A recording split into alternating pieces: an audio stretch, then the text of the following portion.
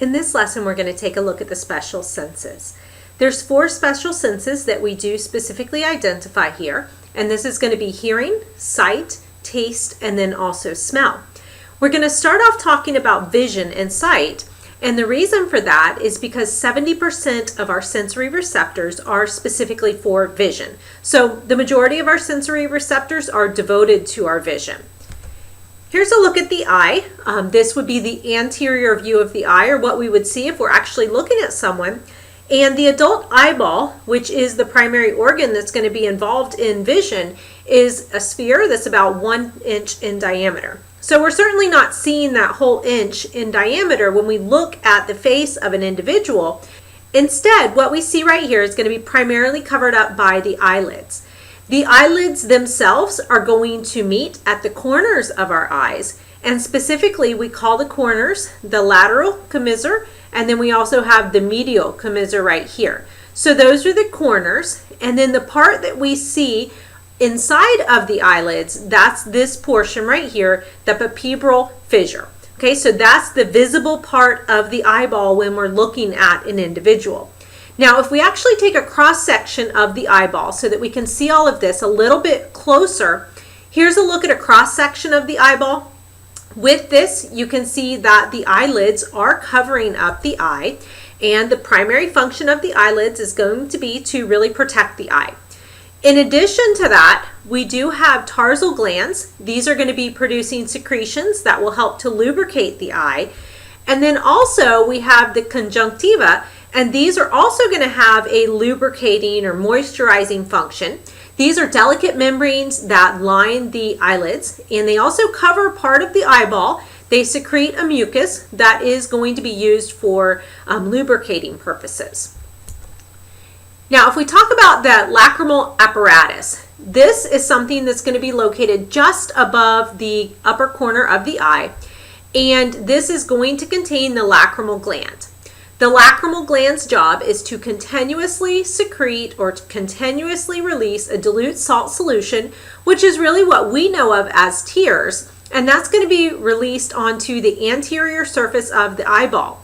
Now, as it's released onto the anterior surface of the eyeball, it's going to make its way down into the inner corner of the eye, and that salt solution is going to empty then into the nasal cavity. So it's going to go right down into the nasal cavity, and it's going to drain. These secretions, not only are they for lubricating purposes, but these are also going to contain antibodies, they're going to contain lysozymes, and the point of that is because these will help to fight bacteria and destroy bacteria if they do happen to be there. Now, when we talk about eye movement, the movement of the eye is controlled by 6 external, or what we call extrinsic eye muscles. You can see those here in this view. So these are connecting to different sides of the eye. They will allow us to actually look in different directions, so from side to side, up and down, so that we can view more of our surroundings. The eyeball itself, we said it's about 1 inch in diameter. It is a sphere. It is really a hollow sphere, and that hollow sphere is going to be composed of 3 separate layers. Those separate layers are shown here in this image as different colors. The very exterior is shown in a blue color. Then we have the next layer in, which is kind of a dark brown or burgundy color, and then just inside that, the innermost layer is going to be shown in yellow. Now, the exterior surface, that exterior layer, this is going to contain the cornea. The cornea is the location where light is actually going to first enter to the eye. The next layer is going to be the vascular layer. So the cornea doesn't have any vascularization there, but the next layer, it does have it. So this is going to be responsible for regulating the amount of light that comes into the eye, and this is the portion that actually contains the pupil. Just inside that, the yellow layer that we see here, this is the sensory layer of the eye. Here's just a closer look at the portions of the eye that are going to be responding to the light that comes in. We call these photoreceptors. And these photoreceptors, there's going to be millions of them inside of the eye, and these are called rods and cones. These are contained within the neural layer of the retina. So these rods and cones, if you look at them here, we've got those kind of lined up here, and then you can see that they are connected into what we call bipolar cells and ganglion cells, and these are going to help transmit that information out of the eye and into the central nervous system. So bipolar cells, ganglion cells, their job is to pass the electrical signals that are being received and passed on from the photoreceptors. The rods and the cones themselves, they're not evenly distributed inside the eye. The rods specifically, they're going to be most dense at the periphery of the eye, and their job is really to help us to distinguish and help us to see gray tones. They are primarily responsible for the peripheral vision that we have. And then when we're talking about the cones are going to be most dense at the retina center.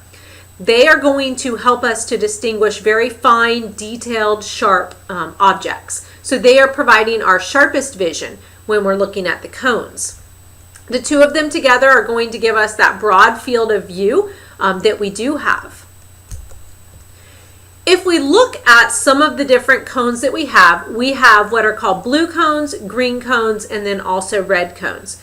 They do have different wavelengths of light that they are ultimately responding to, and normal individuals that do not have any problems with visualizing color, they're going to have all of these different cone colors. But if there is someone that has a lack of certain cones, this is going to result in some type of color blindness. There's different types of color blindness, and that would partially depend on which cones were actually present and which ones were absent. Now, as the light enters the eye, the light is going to come in the front of the eye, and it's going to pass through that cornea, but then that light is going to be focused on the retina by the lens. So the lens is located right here. So this is going to be primarily responsible for focusing the light as it comes in. When we're young, in youth, this lens is going to be completely transparent. Completely transparent, lots of light can come in. But as we age, that lens begins to harden and it begins to get cloudier. And what this is going to do is this is going to cause cataracts, which are responsible for obstructing some of our vision. And we can see in this picture here, you can see the formation of a cataract there, and we tend to get more and more of these forming as we age. The lens itself, besides just focusing the light that comes in, it is going to be the separator between the two types of fluid that we do have in the eye. The aqueous humor is going to be found on the anterior side of the lens, so to the front, and then the vitreous humor is going to be located behind it on the posterior side of the lens. The vitreous humor itself, so this is going to make up the majority of the inside of the eyeball. This is going to provide pressure on the back of the lens, and really it prevents the eyeball itself from collapsing inward. So it's providing that internal pressure.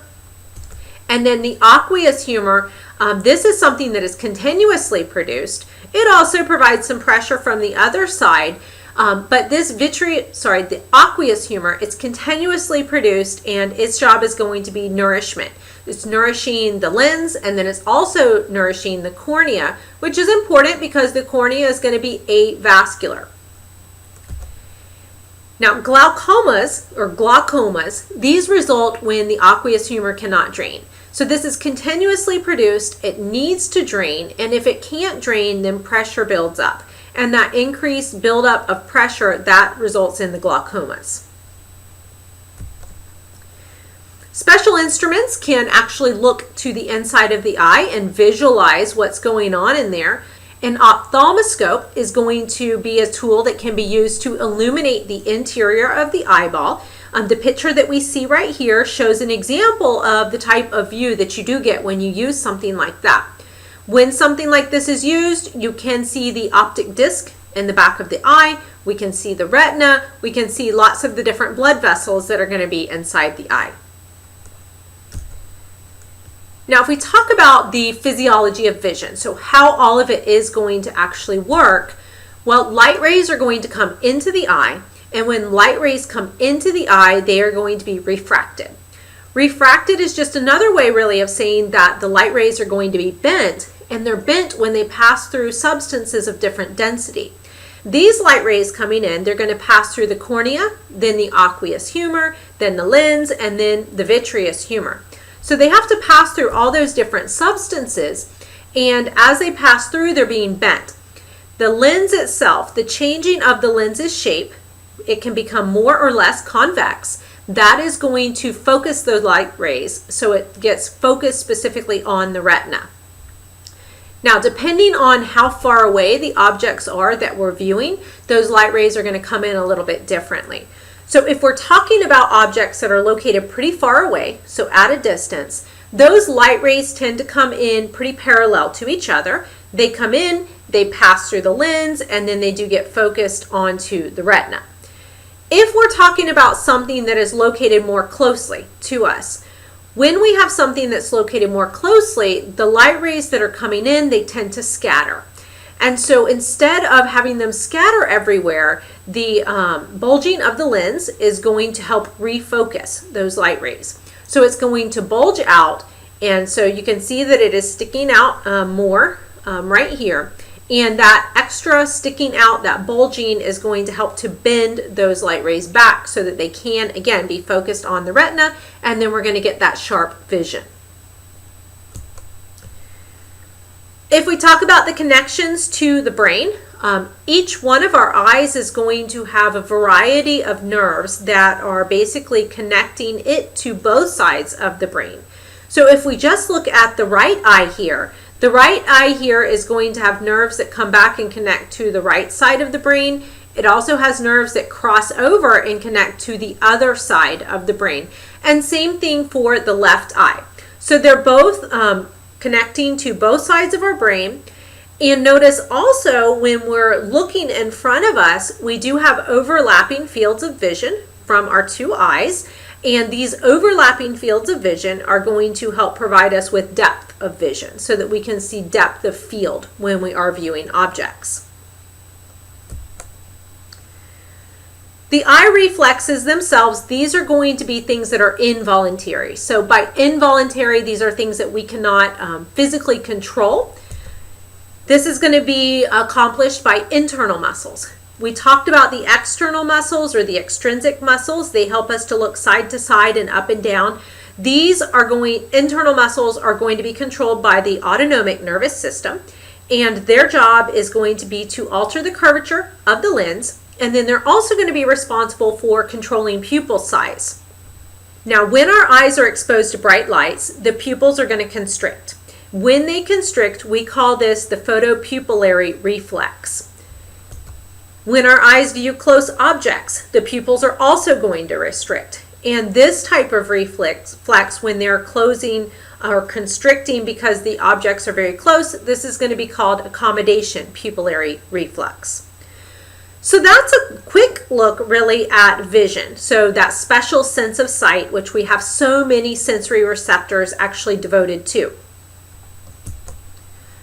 Another important sense for us is going to be something that's done by the ear. The ear is going to have two kind of senses or functions that it does. It's going to be hearing and then also balance. These two are very interconnected with each other.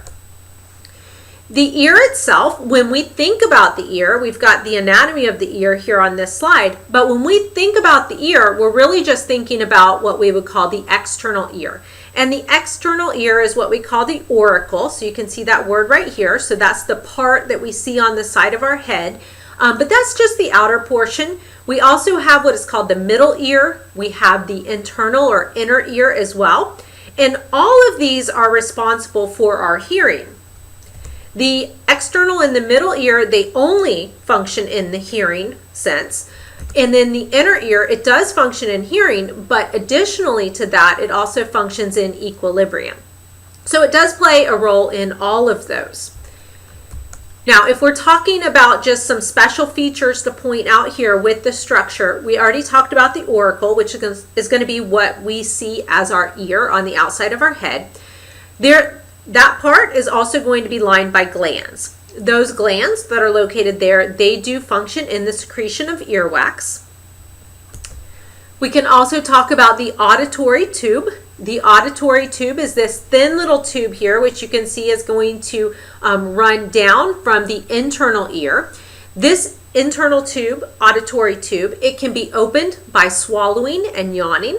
So sometimes when we do swallow or yawn, you can hear that kind of popping.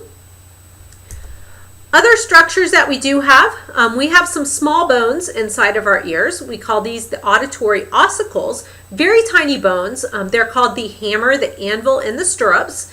They're primarily named just according to their overall shape. And these are going to be responsible for helping to transmit some of the vibrations that come in from those sound waves as they come into the ear. Another important feature is this one, which is called the tympanic membrane, which is commonly referred to as the eardrum. This is going to be found pretty much right between the external ear and the middle ear. So when the sound waves come in, the first thing that they're going to strike is going to be that tympanic membrane, and that's going to vibrate, and then it transfers those vibrations to those auditory ossicles, so those small bones. If we talk about the equilibrium part of it, the equilibrium receptors, the vestibular apparatus we call it, they include two functional arms. We have one arm that's going to be responsible for static equilibrium, and then we have one arm that's responsible for dynamic equilibrium. Static equilibrium is going to be something that reports on changes in the position of the head when the body's not moving. And so these positions of the head is basically upright versus falling forward, as you see in the picture right here. So a tilted forward head versus an upright head.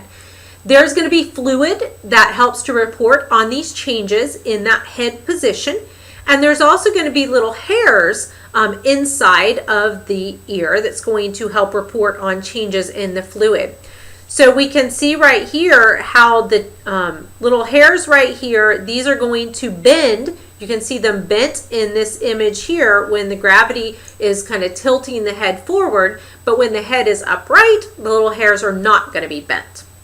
That's the static equilibrium. When we talk about dynamic equilibrium, now we're talking about changes in the angular or rotary movements of the head. So this would be something if we're actually moving. We have a series of canals, which we call the semicircular canals, which are pretty much in all different planes. So you can see that some of them are like this, some of them are upright, some of them are tilted. And these again have fluid in them, and there are going to be little hair cells in there that are going to help respond to the changes in the angle or rotary movement of the head. So that's going to be for equilibrium. If we talk about the hearing process itself, the hearing process is very dependent on fluids inside the ear. Specifically, we call these cochlear fluids or paralymph. And so what happens is that we're going to have vibrations come into the ear and into the cochlear fluid. This is because we have the sound waves that come in, they strike that eardrum.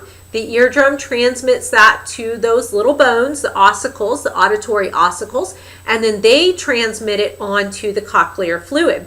And there are hairs that will detect these vibrations, and then this information is going to be passed on to the cochlear nerve, which takes that information out and transmits it to the central nervous system. Here's just a look at the way that these sound waves are going to come into the ear. First, they come into the external ear. When they come into the external ear, they're going to pass through the pinna, which is the outer ear that we're used to seeing. They're going to go through the auditory canal to the eardrum. When they strike the eardrum, they will cause it to move. They will then go to the hammer, the anvil, and the stirrups. Those are the auditory ossicles. They're going to pass that information through the oval window and then ultimately to the fluids in the cochlear canals. All of this is going to mean that we do get transmission of the sound. We will have different frequencies that can be transmitted through the ear. We can see how this transmission has this kind of circular path that goes through here in the fluid. And so we get low notes, which would be short frequencies that can be transmitted. We have medium frequency notes, and then we also have high notes, which are going to be higher frequency notes. All of these are things that can be detected by our ear, and then that information again is going to be processed by our central nervous system. The last senses that we're going to talk about here, they are chemical senses, and this is smell and then also taste. These chemical senses are going to be sensed by chemoreceptors, and so these chemoreceptors, they have special names that distinguish them if they're for smell or if they're for taste. The ones that we do have for smell, we call them olfactory receptors. These are going to be located just inside the nose, so they're going to be right up here, so that if we breathe air in, then it's going to pass right by those olfactory receptors. And you can see that happening right here. The air comes in and it's passing right by them, so that if there are chemicals there, they can detect those and they can then pass that information on to the olfactory nerve. And that's what we see right here. We see the olfactory nerve, so the information is coming up, whatever chemicals were detected, and then it's going to transmit that back to the central nervous system. We are capable of responding to a lot of different chemical smells. When we do stimulate those olfactory receptors, they pick up on new scents, but if we're smelling the same one for a long period of time, we tend to get used to it, or in other words, they tend to ignore that, or at least our sensory nerves ignore that information, so that we do not continuously respond to that smell that we've been smelling over and over and over again. The other chemical sense is taste, and this is going to be accomplished by our taste buds. The taste buds are going to be located in the tongue primarily, and then we also do have some in the cheeks. These are going to be on what we call papilla. We have different types of papilla. You can see this one here, and then we also have this one. So the taste buds are within those, and these taste buds, they do respond to different chemicals in our food or in whatever we're putting in our mouth, whatever they come in contact with. They collect that information, respond to that information, basically pass that on, so it's going to go through sensory nerve fibers back to the central nervous system, and then we can respond to those different tastes accordingly.